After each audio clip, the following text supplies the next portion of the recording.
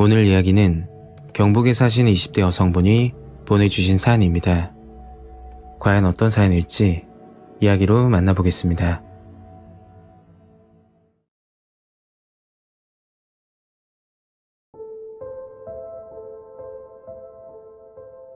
지금부터 하는 이야기는 1년 전쯤 경북 김천에 사시는 고모가 겪은 충격적인 이야기입니다. 혼자 사시는 분들은 더욱 조심하시길 바랄게요. 고모는 김천에서 작은 미용실을 운영하고 계셨고 개인적인 사정으로 원룸에서 혼자 살고 있었습니다. 40대 후반인 나이인데도 불구하고 고모는 30대로 보일 만큼 관리를 잘하시는 편이었죠. 저는 머리 손질도 할 겸 혼자 지내는 고모가 걱정이 돼서 가끔 시간이 나면 고모 집으로 놀러가곤 했습니다. 저는 고모 집에 가면 하룻밤 자고 오는 게 패턴이었는데 그날은 친구와 중요한 선약이 있어서 미용실에 있다가 서둘러 대구로 올라오게 됐죠. 그리고 그날 밤 정말 무서운 사건이 일어나게 됩니다. 고모는 평소 배달을 자주 시켜 드셨는데 좀 이해가 안 가는 부분이 있었습니다. 그건 주문할 때 공동 현관 비밀번호를 알려주면서 문 앞에 두고 가라는 것이었죠. 고모에게 왜 그러냐고 물어보니까 배달 기사분들 바쁘니까 배려 차원에서 그랬다고 하더라고요. 그때까지는 공동 현관 비밀번호를 알려준다고 해서 무슨 일이 생길 거라 생각은 못했었죠. 그날따라 손님이 없어 일찍 미용실 문을 닫고 집으로 들어갔다고 합니다. 그리고 저녁을 먹지 않고 일찍 자려다가 배가 고파서 배달을 시켰다고 했죠. 그때가 8시쯤 됐을 거라고 하더군요. 거실에 앉아서 영화를 보고 있던 중 초인종 소리가 나길래 음식이 문 앞에 있는 줄 알고 고모는 현관문을 열었다고 했죠. 문을 열자마자 순간 깜짝 놀랐는데 문 앞에 배달기사분이 음식을 들고 가만히 서 있었다고 하더라고요. 그리고 웃으면서 고모를 한참 쳐다보고는 음식을 건넸다고 합니다. 저런 사람이 다 있나 싶기도 하고 음식을 받고 나서 기분이 썩 좋지 않았지만 별일이 생긴 것도 아니니까 그냥 넘어갔다고 하더군요. 고모는 식사를 마친 뒤 간단한 스트레칭을 하고 10시가 조금 넘어 일찍 잠이 들었다고 했습니다. 그리고 대략 30분 정도 지났을 때 고모는 깜짝 놀라서 소리를 지르며 일어나게 됐죠. 눈앞에는 검은색 모자에 마스크를 낀 남자가 고모를 보며 웃고 있었다고 하는데 정말 이렇게 죽는구나 그런 생각이 드셨다고 합니다. 무섭기도 했지만 여기서 벗어나야 한다는 생각이 들어서 고모는 현관으로 도망가려는데 그 남자가 주방에 있던 가위를 집어들고 고모에게 무차별 폭행을 가했다고 하더군요. 밤늦게 집안에서 시끄러운 소리가 나니까 아랫집 주민이 경찰에 신고를 하게 됐고 그 남자는 현장에서 검거되었다고 했습니다. 소식을 듣고 부모님과 함께 곧장 병원으로 갔고 고모는 팔과 목 부분에 가해로 베인 자상과 폭행으로 인해 이마 부분이 심하게 부어 있었죠. 결국 전치 2주 진단을 받았는데 외적인 상처도 그렇지만 정신적으로 느낀 공포감이 너무 커서 정신과 치료까지 받아야 된다고 하더군요. 그리고 그 남자가 고모 집에 침입하게 됐던 정말 충격적인 사건의 내막을 알게 됐죠. 저도 이야기를 듣고 나서 한동안 아무 말도 하지 못했습니다. 그 남자는 고모 집 맞은편에 살고 있는 이웃집 남자라고 하더군요. 맞은편 건물에서 보면 고모 집이 잘 보이는 구조였고 망원경으로 고모 집을 지켜보고 있었다고 합니다. 옷을 갈아입거나 자는 모습까지 보고 있었다고 하는데 정말 소름 끼치더라고요. 그리고 더 섬뜩한 사실은 그날 밤 고모 집에 음식을 배달했던 남자와 이웃집 사는 남자가 친구 사이라고 하더군요. 배달기사는 공동 현관 비밀번호를 알고 나서 이웃집 남자에게 알려주었다고 했죠. 그리고 고모 집에 불이 꺼진 걸 확인하고 나서 현관 비밀번호를 누르고 원룸 옥상으로 올라간 뒤 난간을 넘어 베란다를 통해 침입했다고 했습니다. 그 남자는 15년 전쯤 주거에 침입해 성폭행을 시도하려다 집행유예를 받은 전과가 있었는데 그럼에도 불구하고 징역 1년 4개월을 선고받았다고 하더군요. 이 사건을 겪고 나서 고모는 정신적 충격으로 많이 힘들어하고 계십니다. 김천에 운영하던 미용실도 그만두게 되었죠. 과거 전과가 있음에도 처벌이 너무 약해서 이런 사건들이 더 자주 일어나는 게 아닐까요? 만약 그날 밤 아랫집 주민이 신고를 하지 않았다면 고모는 정말 위험해졌을지도 모르겠습니다.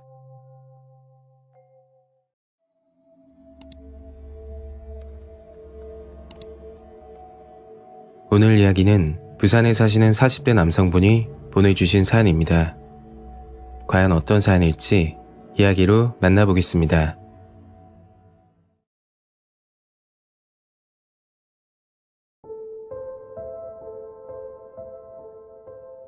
때는 5년 전에 있었던 사건입니다. 다시 생각해도 화가 나고 눈물이 날 정도로 어머니에게 죄송하기만 합니다. 그 사건이 있기 전까지 포항에서 조그만 횟집을 운영하고 있었고 홀어머니를 모시고 있었습니다. 아버지는 제가 7살 때 교통사고로 돌아가시고 유일한 형제인 동생이 하나 있었죠. 그런데 학교를 적응하지 못하고 방황을 많이 하다가 지금은 집을 나가 연락이 되질 않습니다. 남들이 보기에 정상적인 가정은 아니었죠. 그렇게 시간이 흐르고 저도 나이를 먹고 70을 바라보고 계시는 어머니를 제가 모시게 된 겁니다. 집에서 쉬고 계시라고 해도 아들 혼자 고생한다면서 가게로 나와 서빙을 도와주시곤 하셨죠. 그때까지는 어머니와 정말 행복했습니다. 그 사건이 일어나기 전까진 말이죠. 가게는 주로 10시에 마감을 하는데 어머니는 일찍 주무시는 편이라서 2시간 일찍 8시쯤 들어가십니다. 그날도 10시쯤 가게 정리를 하고 나서 집으로 들어갔는데 어머니가 주무시지 않고 TV를 보고 앉아 계시더군요. 그리고 저에게 할 이야기가 있는지 제 눈치를 보는 것 같은 느낌을 받았습니다.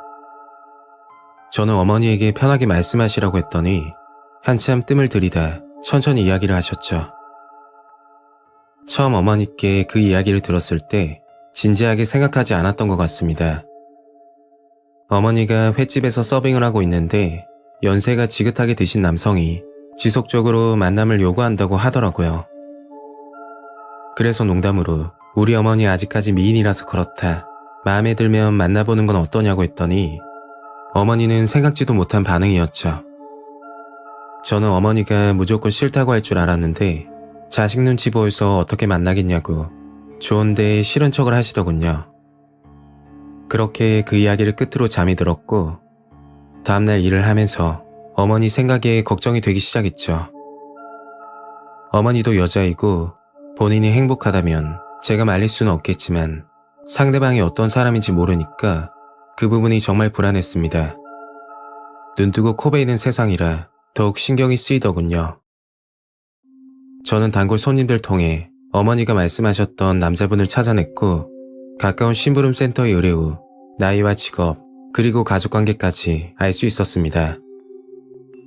연세는 어머니보다 3살 많은 70대 초반이었고 과거 부동산에서 일을 하셨다고 했죠. 가족관계는 딸이 셋인데 모두 결혼해서 잘 산다고 하더군요. 아내는 암으로 10년 전에 세상을 떠났고 그 후로 혼자 지냈다고 하셨죠. 저는 심부름 센터에서 알아낸 정보를 모두 다 믿을 수 없어서 개인적으로 그 남성을 만나기로 했습니다.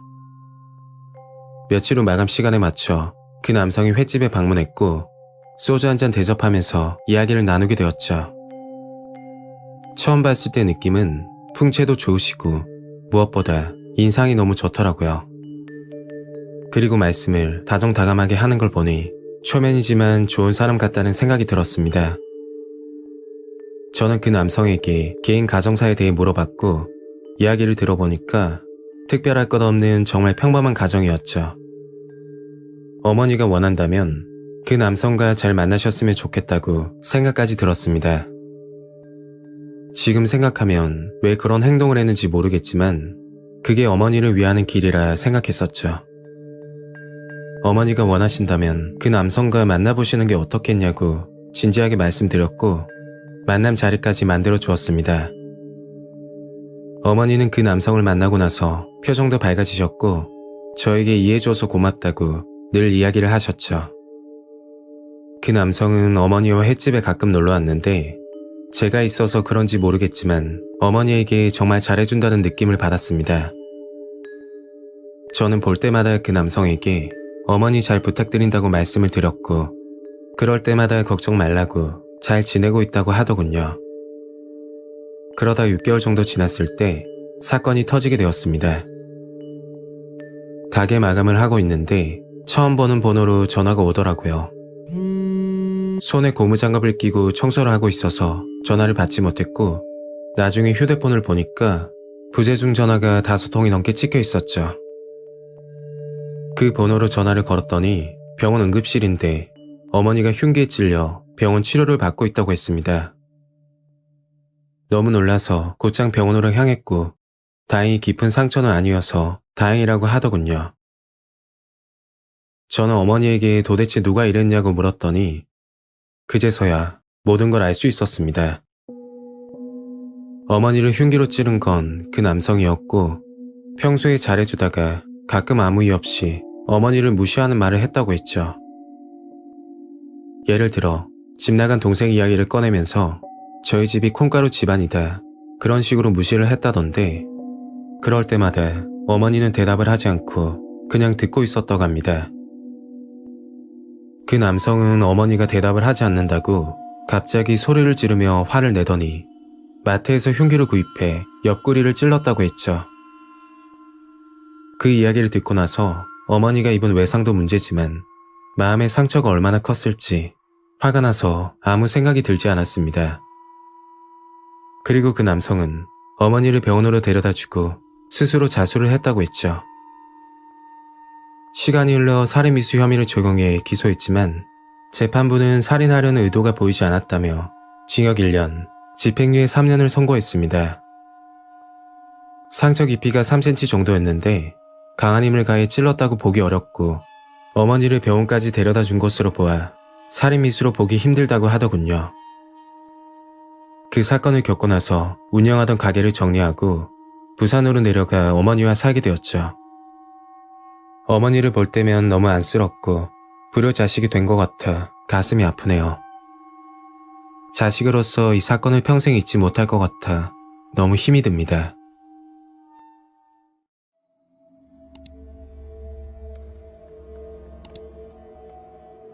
오늘 이야기는 충남에 사시는 30대 여성분이 보내주신 사연입니다. 과연 어떤 사연일지 이야기로 만나보겠습니다.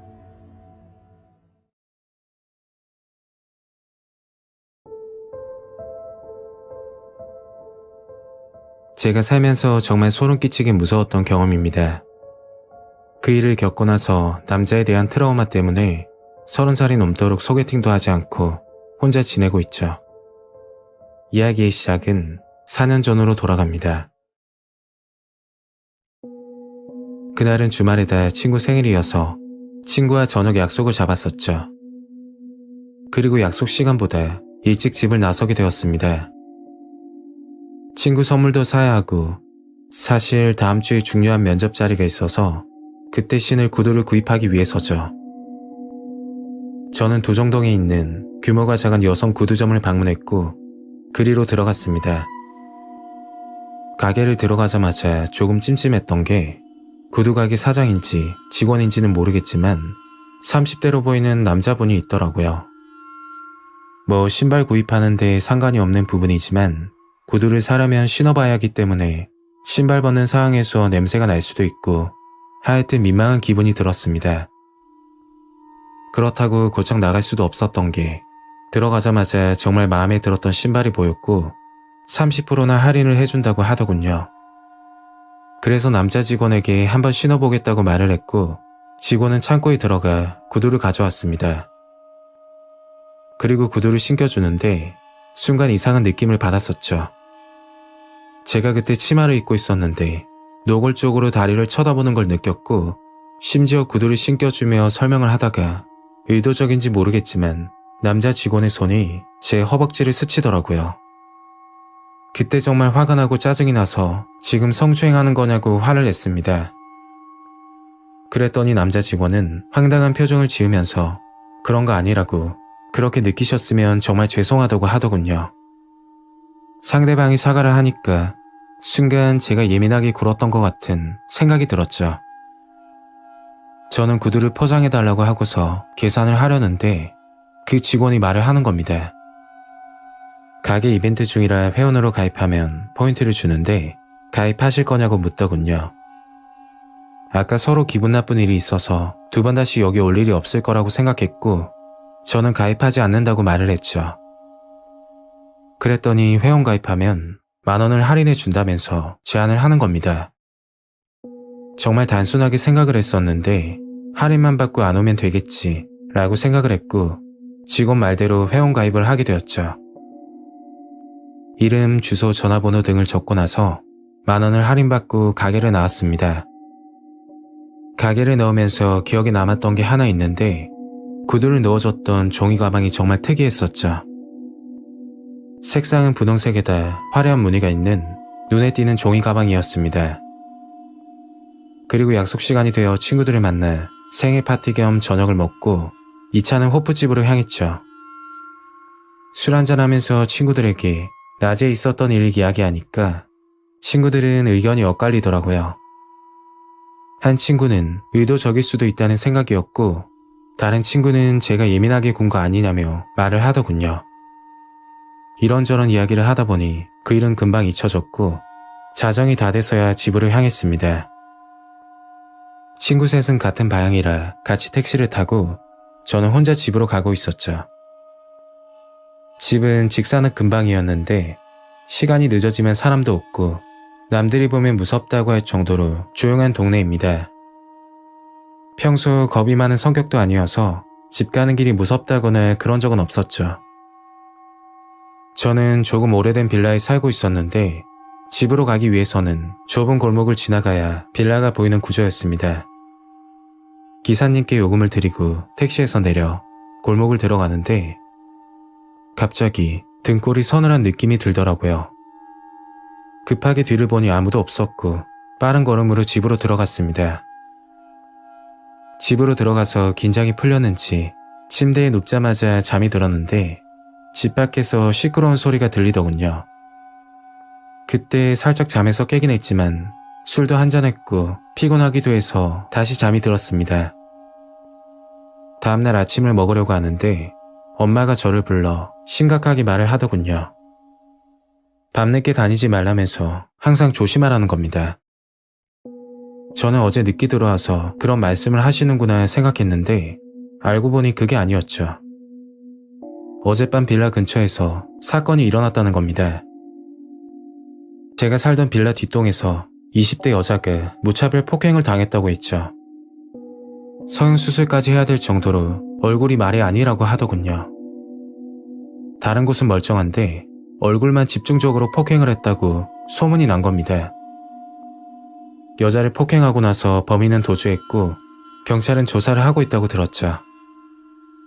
2개 동으로 되어 있는 빌라인데 바로 뒷동에서 그런 사건이 일어나니 너무 무서웠습니다.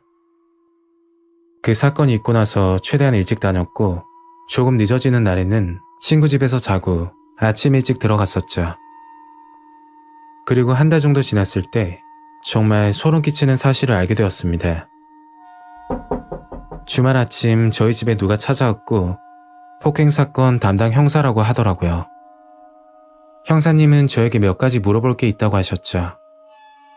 1달 전 두정동에 갔냐고 물으시길래 신발을 사러 갔다고 말씀을 드렸습니다. 그리고 형사님은 휴대폰으로 CCTV에 찍힌 사진을 보여주면서 기억이 나는 대로 말을 해달라고 하셨죠.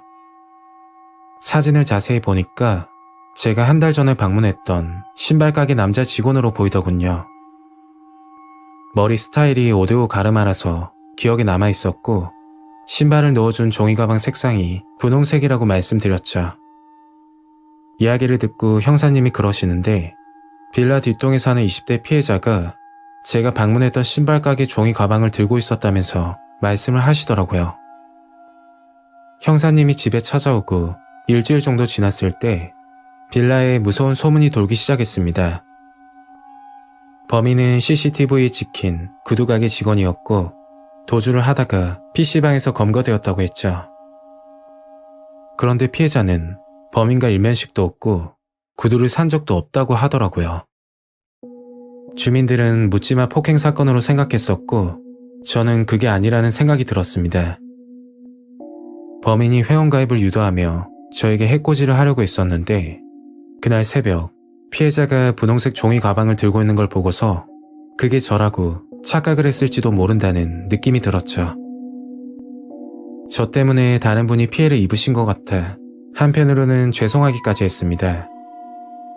그 사건이 있고 나서 아직까지 여기서 살고 있지만 그 남자를 아직까지 본 적은 없습니다.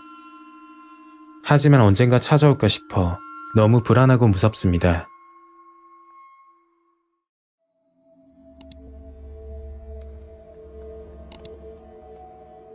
오늘 이야기는 부산에 사시는 40대 남성분이 보내주신 사연입니다. 과연 어떤 사연일지 이야기로 만나보겠습니다.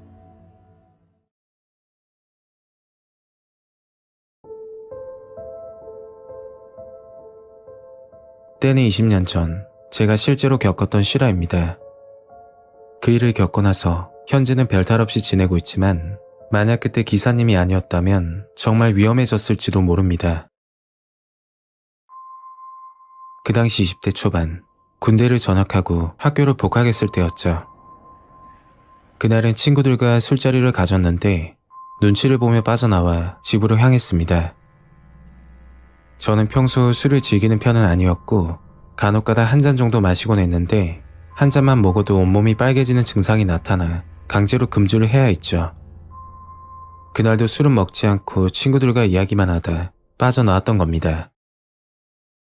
그리고 술집에서 나와 휴대폰을 봤더니 부재중 전화가 수십 통이 와 있더군요.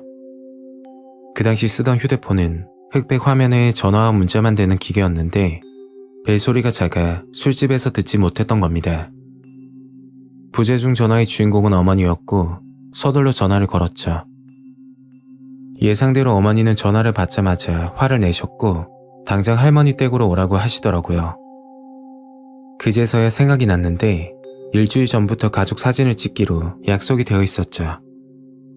물론 이날 사진을 찍는 건 아니고 다음날 아침 할머니를 모시고 사진관을 방문하는 일정이었는데 친척들이 모이는 자리라 전날 밤 출발한다고 했었습니다.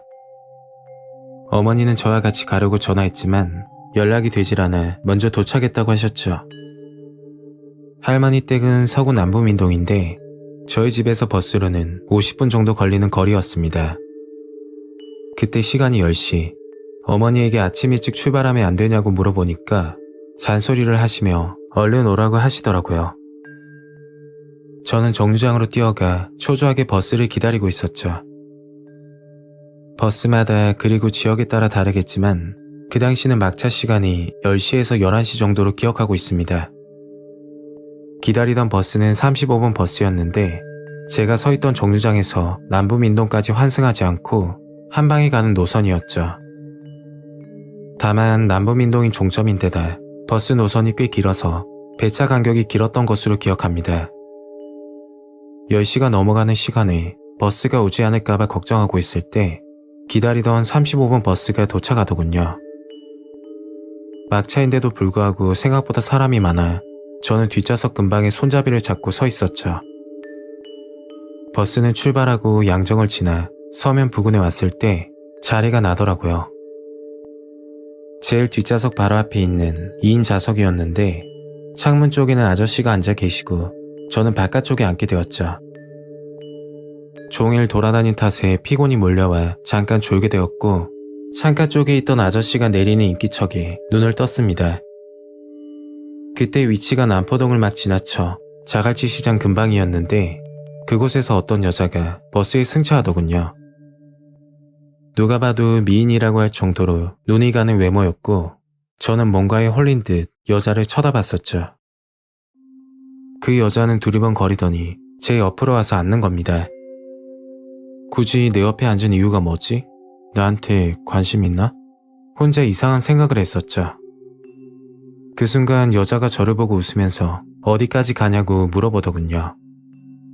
지금 생각하면 정말 어리석고 멍청하다는 생각이 들지만 경계도 하지 않고 처음 보는 여자에게 하지 않아도 될 이야기까지 했었습니다. 할머니 생신 얘기부터 어디까지 가는지. 그 여자는 종점에서 내린다고 했고 사소한 대화를 하다 보니 어느새 5정거장 후면 할머니 댁이었죠. 버스 안에는 저와 그 여자 그리고 버스 기사님 뿐이었고 버스에서 내리기 전 번호라도 따기 위해서 계속해서 말을 걸었습니다. 그런데 한 가지 여자의 행동에서 좀 이상했던 점이 저와 대화할 때마다 누군가와 문자를 하던데 타이밍이 정말 이상했습니다. 예를 들면 인터뷰하듯이 질문하고 받아줬고 뭐 그런 느낌이었죠. 그리고 종점에 도착하기 전 초장동이라고 있었는데 거기서 남자 2명이 탑승하더군요. 순간 섬뜩한 느낌이 든 게 어릴 적부터 35분 버스를 많이 타고 다녔지만 초장동에서 하차하는 사람은 봤어도 승차하는 건 그날 처음 봤었죠. 그리고 남자들이 승차할 때 기사님이 말씀하시던데 종점 가는 거 맞냐면서 다시 한번 확인하시더군요. 기사님도 종점을 코앞에 두고 승차를 하니까 이상하게 생각한 듯 보였습니다. 남자 한 명은 제일 뒷좌석, 또 한 명은 제가 앉아있던 앞좌석에 앉았는데 말 그대로 앞뒤로 남자들에게 둘러싸여 있는 모습이었죠. 그때 여자분이 본인 휴대폰에 글씨를 써서 보여주더군요. 다음에 밥 한 끼 살 테니까 집 앞까지 데려다주면 안 되냐는 내용이었습니다. 뭐 어차피 종점에서 같이 내려야 돼서 알겠다고 답을 했죠. 잠시 후 종점에 도착해 버스에서 내리려고 하는데 기사님이 말씀하시더군요. 버스 자동문이 고장나서 직원을 불렀으니까 5분만 기다려달라고 양해를 구하는 겁니다. 저는 여자분과 함께 자리에 다시 앉았고 그 남자들도 말없이 앉아 창밖을 보고 있었죠. 그렇게 직원이 오길 기다리고 있는데 5분이 지나도 아무도 오질 않는 겁니다. 그때 기사님이 이것저것 만지더니 문이 열리더라고요.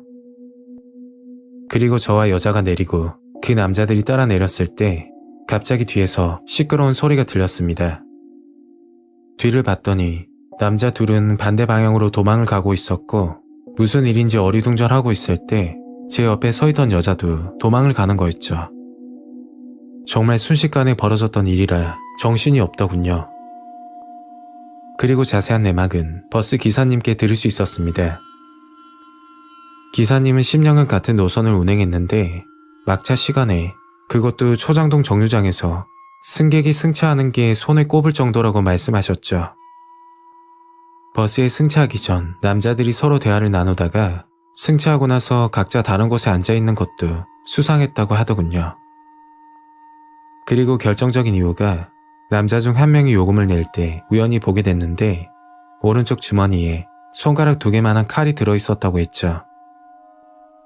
기사님은 뭔가 사건이 일어날 것 같아서 신고를 하셨고 종점에 도착해서 경찰이 올 때까지 시간을 벌고 계셨던 겁니다.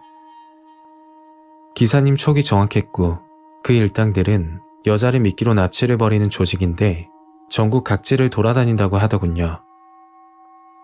만약 버스에서 내려 그 여자를 따라갔더라면 전 어떻게 됐을까요? 생각만 해도 정말 소름이 끼칩니다. 요즘은 CCTV도 많아지고 치안이 강화돼서 예전보다 위험이 줄었지만 막차를 타고 갈 때나 또는 의도적으로 접근하는 사람은 정말 조심하시길 바랍니다.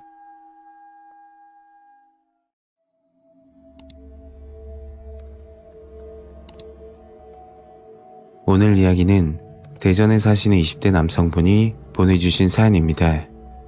과연 어떤 사연일지 이야기로 만나보겠습니다.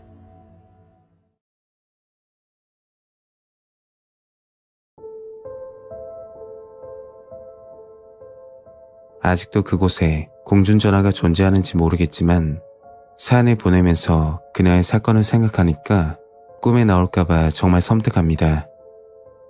제가 겪은 이야기를 들으시고 조심하시길 바랄게요.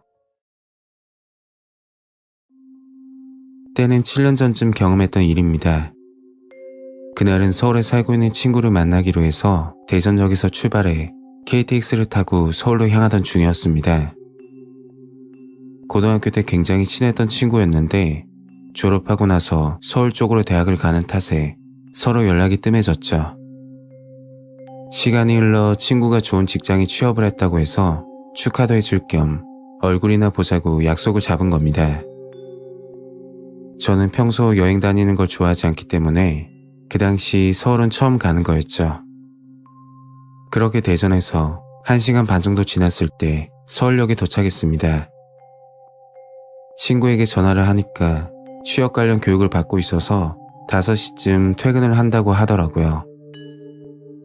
친구는 저에게 자취방으로 들어가 먼저 쉬고 있으라고 했고 알겠다고 하고서 통화를 종료했습니다. 친구가 살고 있는 자취방은 구이동 근처였는데 길도 잘 모르고 초행길이라 눈앞에 보이는 2번 출구로 빠져나왔죠. 그리고 구이동으로 가기 위해서 버스 노선이나 지하철을 검색하고 있는데 조금 떨어진 곳에서 어떤 여자가 저를 쳐다보고 있는 것 같더군요.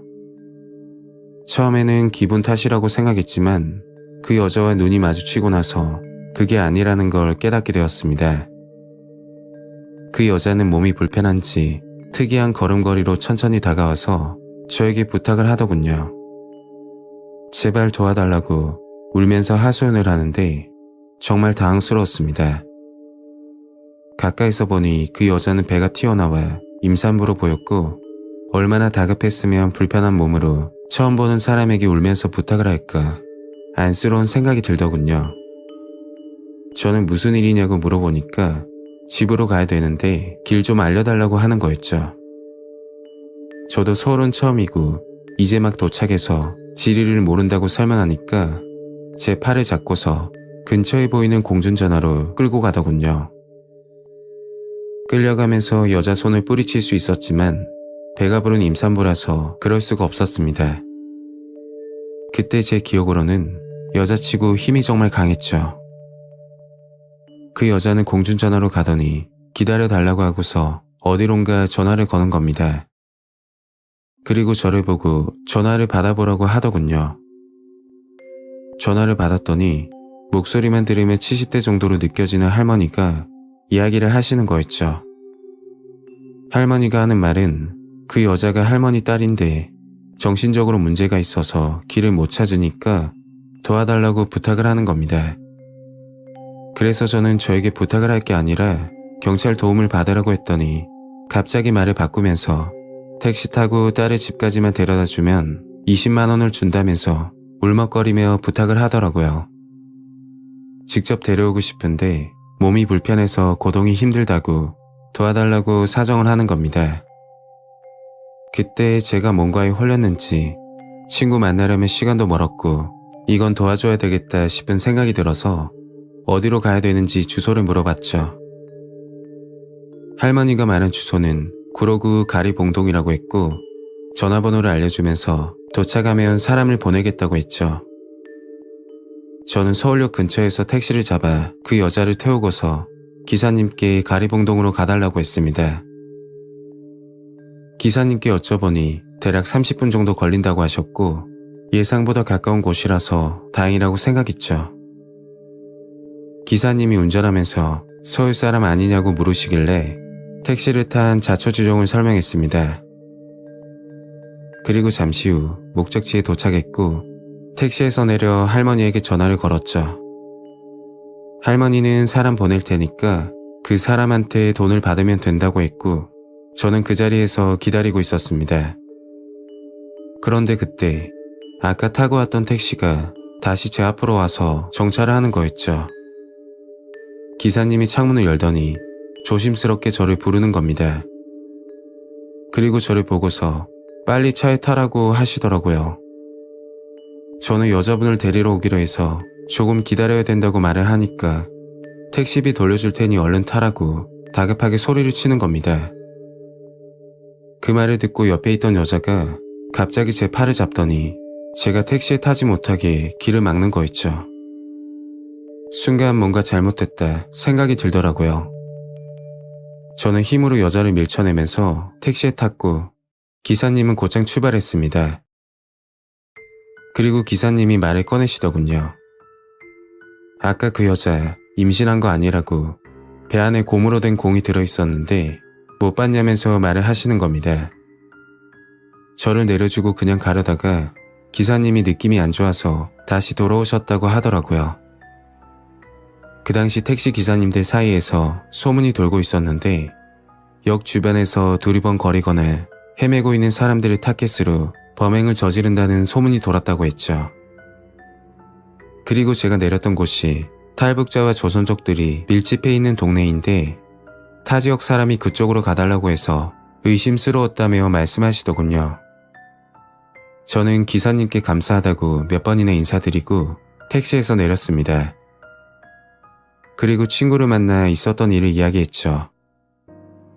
할머니와 그 여자는 한패인 것 같고 할머니가 보내주겠다던 사람에게 납치를 당할 수도 있었겠다 생각하니까 너무 섬뜩하고 소름이 끼치더라고요. 솔직하게 사례금 20만 원에 솔깃했고 임산부 여자도 너무 안 돼 보여서 도와주려는 생각도 했었는데 그런 조직인 줄은 꿈에도 몰랐습니다. 친구 집에서 주말을 보내고 집으로 돌아오면서 앞으로는 도와주기 전에 의심 먼저 해봐야겠다는 생각이 들었죠. 만약 그날 택시기사님이 아니었다면 어떻게 됐을지 생각만 해도 끔찍합니다.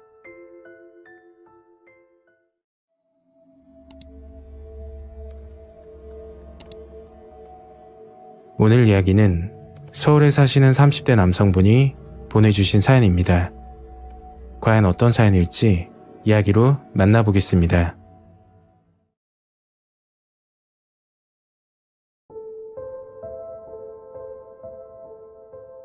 10년 전 겪었던 실화입니다. 지금은 간간히 일을 하면서 생활비를 벌고 있지만 1년 전만 해도 집에만 박혀 있었죠. 그때 일을 생각하면 너무 끔찍합니다.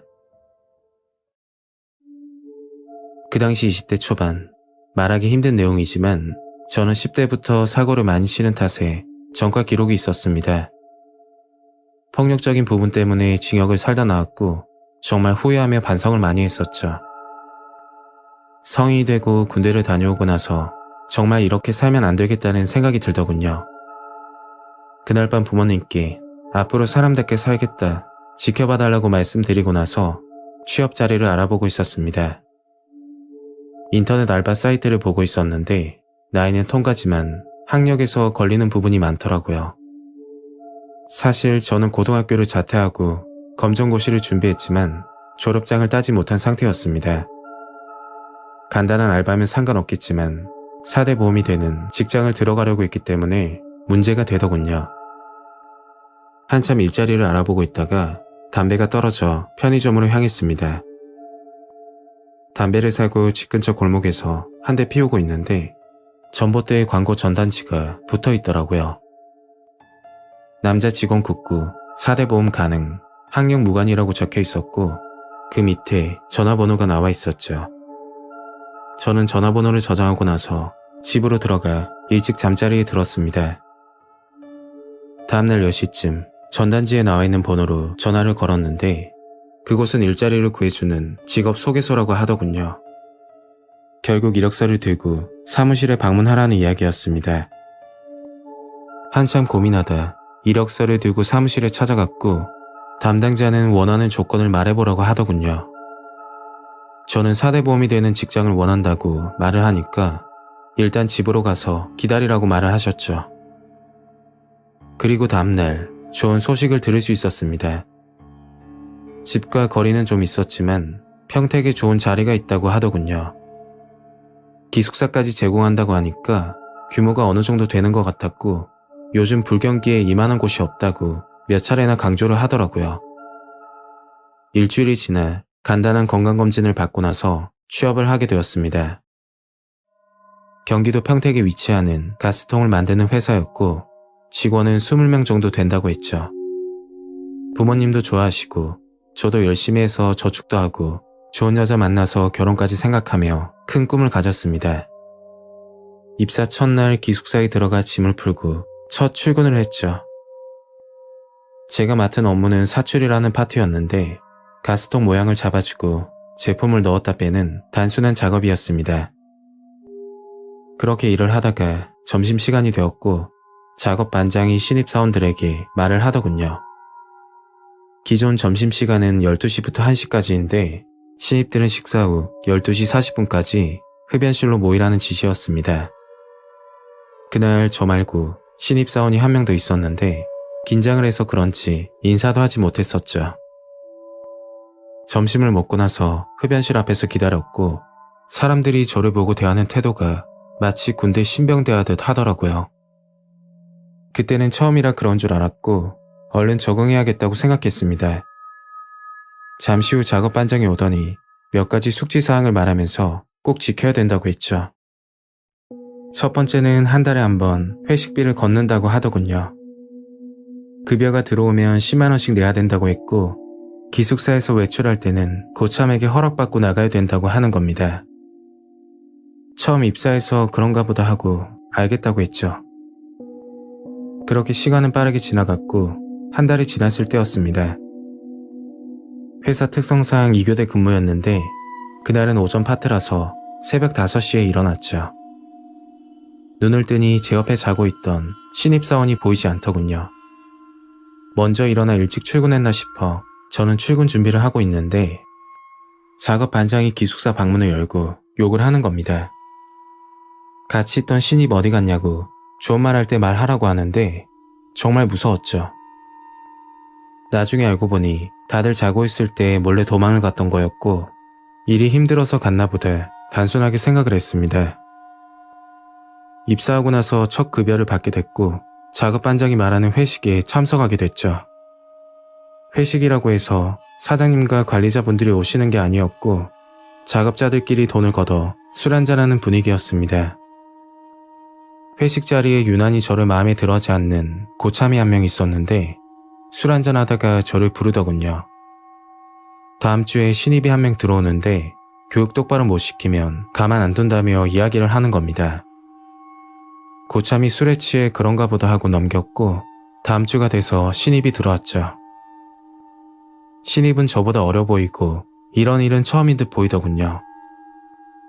그리고 그날 작업을 하고 있는데 무슨 일인지 모르겠지만 작업 반장 표정이 좋지 않았습니다. 업무를 끝내고 나서 그날 밤 사건이 일어나게 됐죠. 저를 싫어한다는 고참이 제가 있던 기숙사로 찾아왔고 저는 이유 없는 폭행을 당하게 되었습니다. 왜 그러냐고 물으니까 신입 관리 제대로 안 하냐고 한 번 더 문제 생기면 그땐 죽여버리겠다고 하는 거였죠. 나중에 알게 된 사실인데 신입이 일을 못한다는 게 이유였습니다. 그날부터 신입이 실수를 할 때마다 기숙사로 찾아와 저를 폭행하기 시작했고 경찰에 신고하려고 했지만 폭행 전과가 있는 입장이라 망설여지더군요. 그리고 신고하게 되면 힘들게 구한 직장을 그만둬야 하기 때문에 고민을 정말 많이 했었죠. 정신 차리고 살겠다고 여기까지 왔는데 한 달 만에 집으로 가는 건 부모님께 죄스러운 생각이 들었습니다. 시간이 지나면 괜찮아질 줄 알고 참고 지냈죠. 그렇게 한 달을 더 버티고 나서 제 인생에서 잊을 수 없는 사건이 생기게 되었습니다. 그날은 주말이라 늦게까지 TV를 보다가 잠이 들었고 새벽쯤 전화가 오더군요. 기숙사 근처에서 술을 마시던 고참들이 누군가를 봤다고 하던데 큰 가방을 들고 어디론가 급히 가고 있었다고 합니다.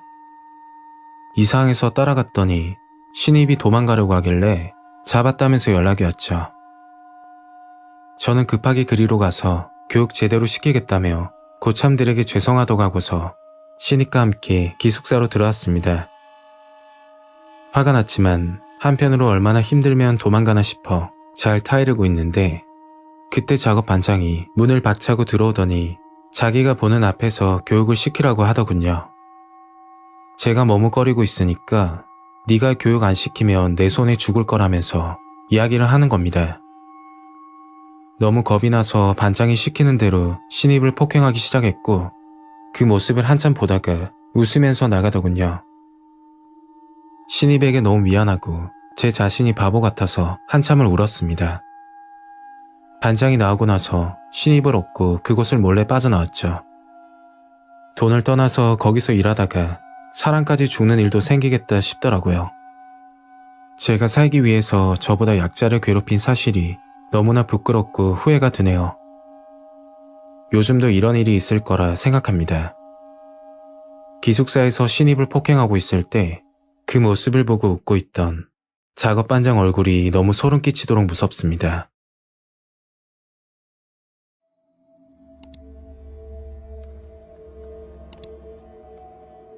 오늘 이야기는 서울에 사시는 30대 여성분이 보내주신 사연입니다. 과연 어떤 사연일지 이야기로 만나보겠습니다.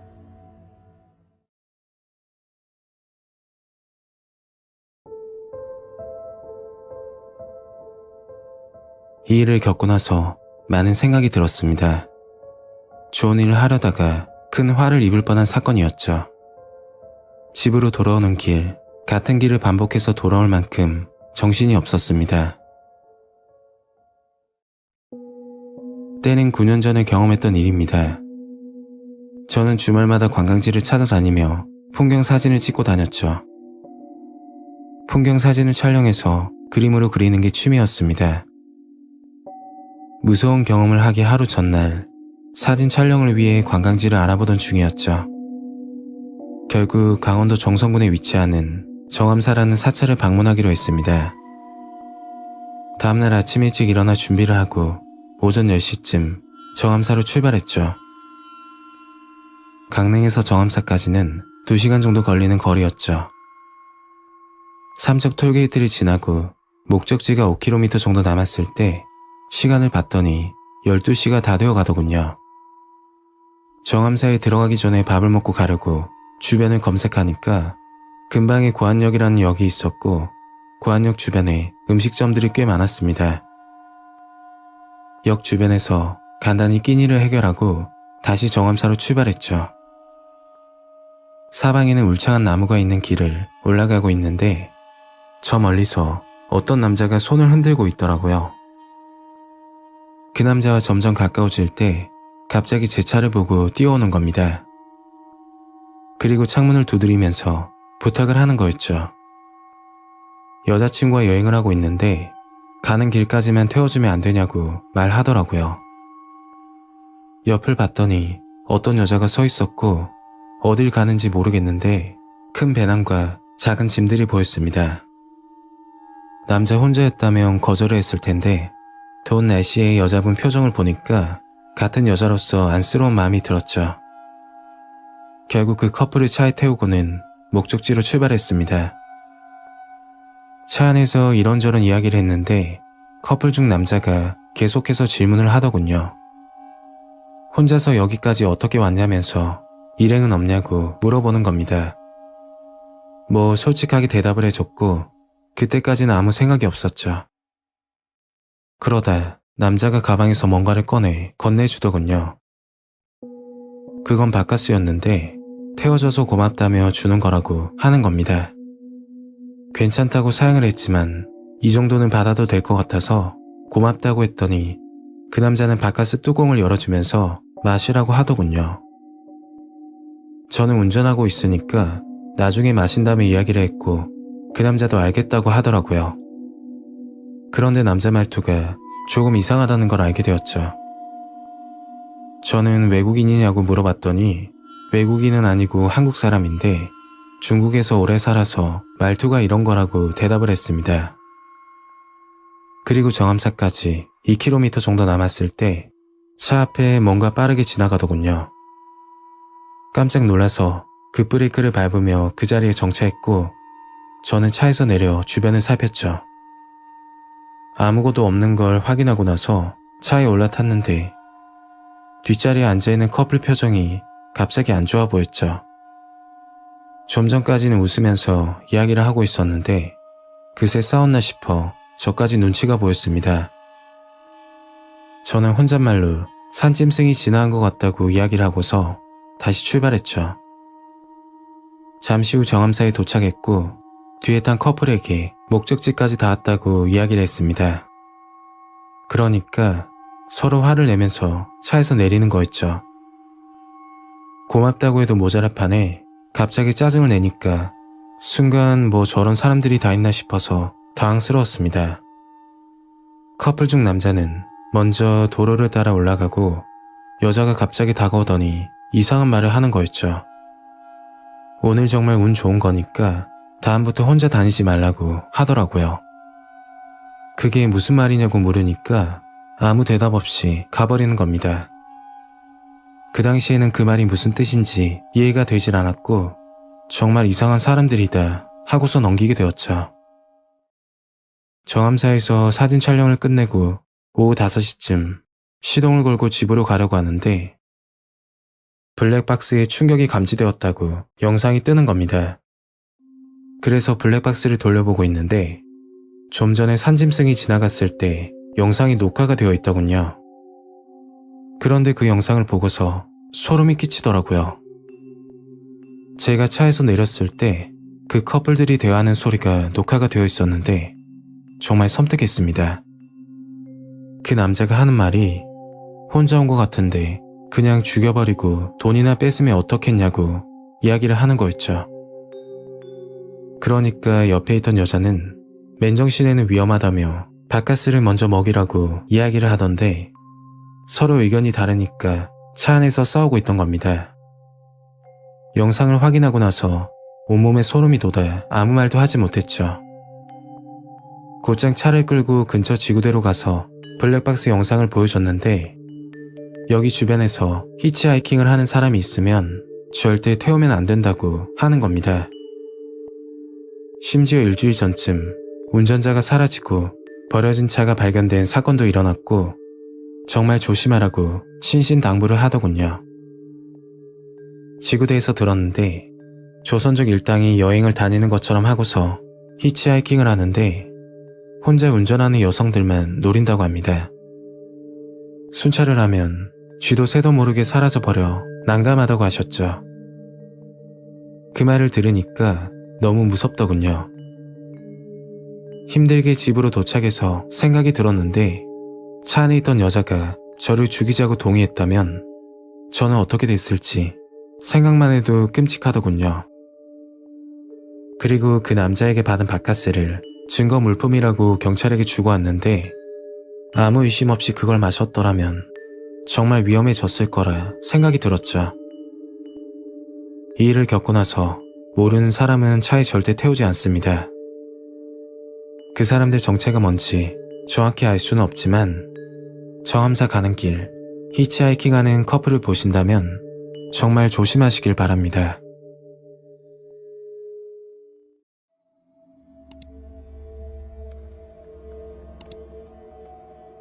오늘 이야기는 경기도에 사시는 40대 여성분이 보내주신 사연입니다. 과연 어떤 사연일지 이야기로 만나보겠습니다.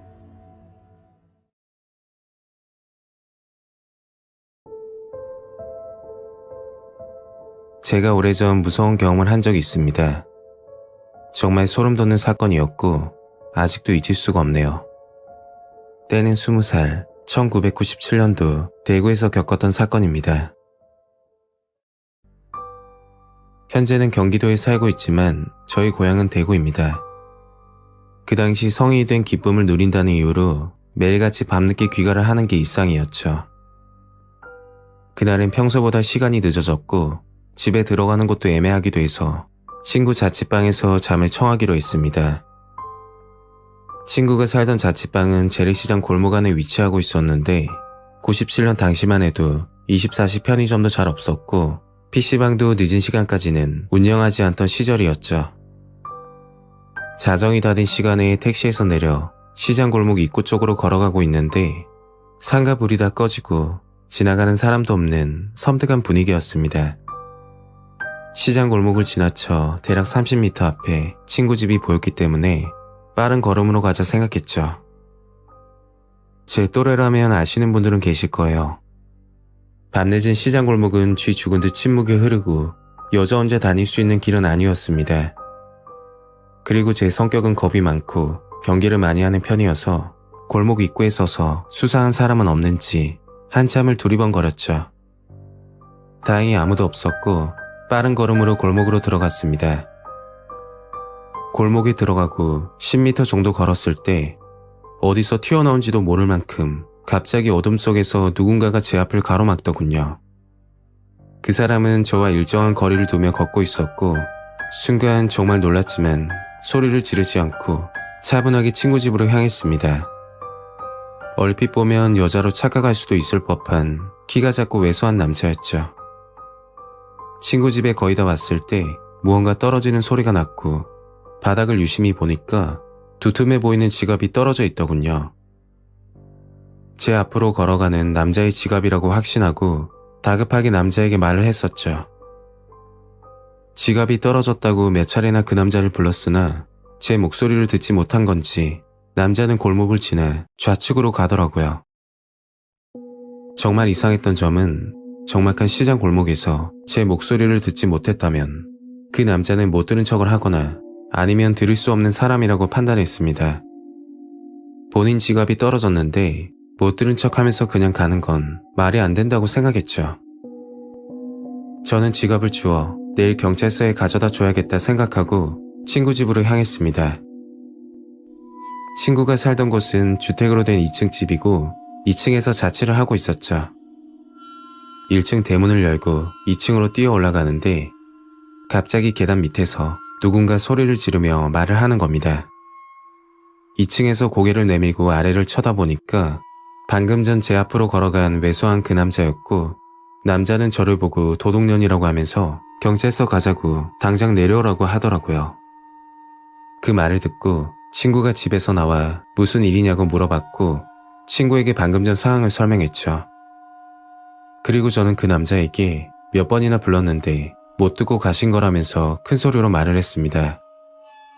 혼자 있었다면 무섭고 겁이 나서 아무 말도 못했겠지만 옆에 친구가 있어서 안심이 되더군요. 한참을 그 남자와 실랑이를 하다가 제가 1층으로 내려올 기미가 보이지 않으니까 입에 담지 못할 욕을 하면서 지갑만 던지라고 하는 겁니다. 저는 손에 들고 있던 지갑을 1층으로 던지고 나서 방으로 들어가려고 하는데 그때 아래층에 살던 아저씨가 집 밖으로 나오더군요.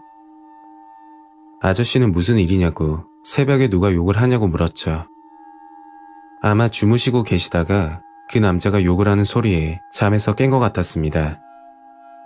저와 친구는 아저씨에게 수상한 남자가 1층에 있다고 손으로 가리키며 이야기했죠. 아저씨는 맨발로 뛰어나와 그 남자를 잡으려고 했지만 남자는 순식간에 사라져 버렸습니다. 그리고 친구와 방으로 들어가 일진이 안 좋다 생각하고 수다를 떨다 잠이 들었죠. 아침에 친구 집에서 나와 시장을 빠져나오는데 많은 사람들이 북적거리며 돌아다녔고 불과 몇 시간 전과 전혀 다른 분위기에 기분이 이상했습니다. 그 사건이 있고 나서 한 달 정도 지났을 때였죠. 어릴 적부터 친했던 동네 친구를 만나 떡볶이를 먹으러 갔는데 친구가 며칠 전에 무서운 일이 있었다고 머뭇거리며 이야기를 하더라고요. 그 이야기를 듣고 나서 정말 소름이 돋고 섬뜩했습니다. 대구는 동네마다 재래시장을 끼고 있는 지역이라 시장을 쉽게 볼 수 있는 지역이었죠. 이 친구도 시장 근처에 살고 있었고 어릴 적부터 왕래가 잦아 크게 무섭거나 하진 않았습니다.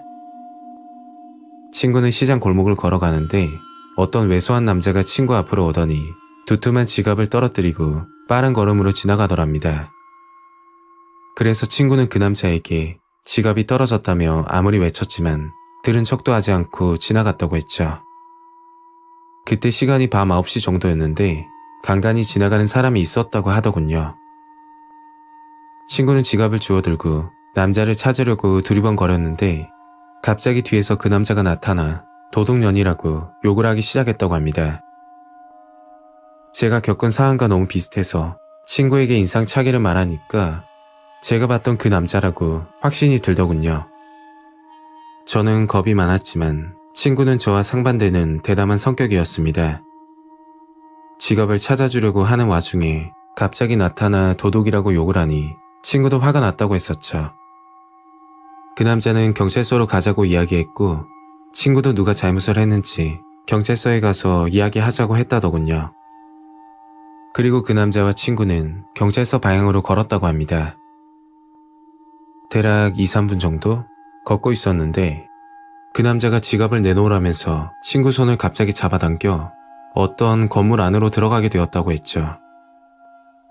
시장 골목 안 상가 건물이었는데 그 당시는 9시만 돼도 가게 문을 닫는 곳이 많아서 상가 건물 안은 불이 꺼진 채 아무도 없었다고 하더군요. 친구는 남자를 보고 경찰서 가자더니 왜 상가 건물로 들어왔냐고 따지자 그 남자는 이상한 말을 하기 시작했다고 합니다.